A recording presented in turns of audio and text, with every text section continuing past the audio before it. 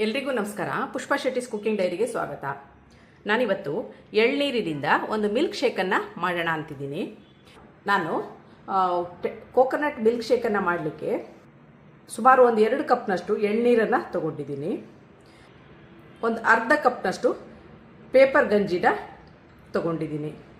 2 table spoon ಆಗುವಷ್ಟು milk ಮೇಡು, 1 ಕಪ್ನಷ್ಟು ಹಾಲು, 1 ಕಪ್ನಷ್ಟು ವೆನಿಲಾ ಐಸ್ ಕ್ರೀಮು, ಸ್ವಲ್ಪ ಬಾದಾಮ್ ಮತ್ತು ಪಿಸ್ತಾವನ್ನು ತಗೊಂಡಿದ್ದೀನಿ.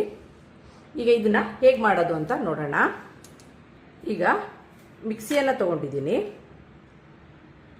ಅದಕ್ಕೆ ಎಳ್ನೀರನ್ನು ಹಾಕ್ತಾ ಇದ್ದೀನಿ ಹಾಗೂ ಪೆಪ್ಪರ್ ಗಂಜಿನ ಹಾಕ್ತಾ ಇದ್ದೀನಿ. ಸ್ವಲ್ಪ ಬಾದಾಮ್ ಮತ್ತು ಪಿಸ್ತಾವನ್ನು ಹಾಕ್ತಾ ಇದ್ದೀನಿ. ಅರ್ಧ ಕಪ್ನಷ್ಟು ಮಿಲ್ಕನ್ನು ಹಾಕ್ತಾ ಇದ್ದೀನಿ. 2 ಟೇಬಲ್ ಸ್ಪೂನ್ ಆಗುವಷ್ಟು ಕಂಡೆನ್ಸ್ಡ್ ಮಿಲ್ಕನ್ನು ಹಾಕ್ತಾ ಇದ್ದೀನಿ. ಸ್ವಲ್ಪ ಐಸ್ ಕ್ಯೂಬ್ಸನ್ನು ಹಾಕ್ತಾ ಇದ್ದೀನಿ. ಈಗ ಇದನ್ನು ಮಿಕ್ಸರ್ನಲ್ಲಿ ಒಮ್ಮೆ ಪಲ್ಸ್ ಮಾಡ್ಕೊಂಡು ಬರೋಣ. ಈಗ ತಗೊಂಡಂಥ ಸಾಮಗ್ರಿಗಳನ್ನೆಲ್ಲ ಪಲ್ಸ್ ಮಾಡ್ಕೊಂಡು ಬಂದಿದ್ದೀನಿ. ಈಗ ಇದಕ್ಕೆ ಕೊನೆಯಲ್ಲಿ 1 ಕಪ್ನಷ್ಟು ವೆನಿಲಾ ಐಸ್ ಕ್ರೀಮ್ನ ಹಾಕಿ ಒಮ್ಮೆ ಪಲ್ಸ್ ಮಾಡೋಣ.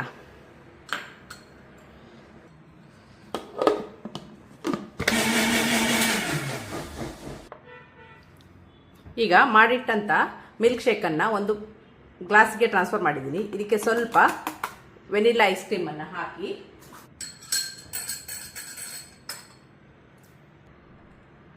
ಸ್ವಲ್ಪ ನಟ್ಸನ್ನು ಹಾಕಿ ಸರ್ವ್ ಮಾಡಿದರೆ ತುಂಬಾ ಚೆನ್ನಾಗಿರುತ್ತೆ. ವೀಕ್ಷಕರೇ, ಈಗ ರುಚಿ ಶುಚಿಯಾದ homemade tender coconut milkshake ಸವಿಯಲು ಸಿದ್ಧವಾಗಿದೆ. ನಿಮಗೆ ನನ್ನ ಈ ರೆಸಿಪಿ ಇಷ್ಟವಾದಲ್ಲಿ ಪುಷ್ಪಾ ಶೆಟ್ಟಿಸ್ ಕುಕಿಂಗ್ ಡೈರಿ ಇದಕ್ಕೆ ಒಂದು ಲೈಕ್ ಕೊಡಿ, ಶೇರ್ ಮಾಡಿ, ಕಮೆಂಟ್ ಮಾಡಿ. ಸಬ್ಸ್ಕ್ರೈಬ್ ಆಗಿಲ್ಲ ಅಂದರೆ ಸಬ್ಸ್ಕ್ರೈಬ್ ಆಗಿ ಹಾಗೂ ನಿಮ್ಮ ಫ್ಯಾಮಿಲಿ ಮತ್ತು ಫ್ರೆಂಡ್ಸ್ಗಳ ಜೊತೆನೂ ಹಂಚ್ಕೊಳ್ಳಿ. ಪಕ್ಕದಲ್ಲಿರೋ ಬೆಲ್ ಐಕನ್ನ ಪ್ರೆಸ್ ಮಾಡೋಕ್ಕೆ ಮರಿಬೇಡಿ. ನಾನಿಲ್ಲಿ ಮಿಲ್ಕ್ ಮೇಡನ್ನು ಉಪಯೋಗಿಸಿದ್ದೀನಿ. ನಿಮಗೆ ಶುಗರ್ ಸಿಹಿ ಜಾಸ್ತಿ ಬೇಕಾದರೆ ಮಿಲ್ಕ್ ಮೇಡನ್ನು ಸ್ವಲ್ಪ ಜಾಸ್ತಿ ಹಾಕೋಬೋದು, ಇಲ್ಲಾಂದರೆ ಸಕ್ಕರೆನೂ ಸೇರಿಸ್ಕೋಬೋದು. ಇದು ತುಂಬಾ ಚೆನ್ನಾಗಾಗತ್ತೆ. ಒಮ್ಮೆ ಇದನ್ನು ಟ್ರೈ ಮಾಡಿ. Thanks for watching.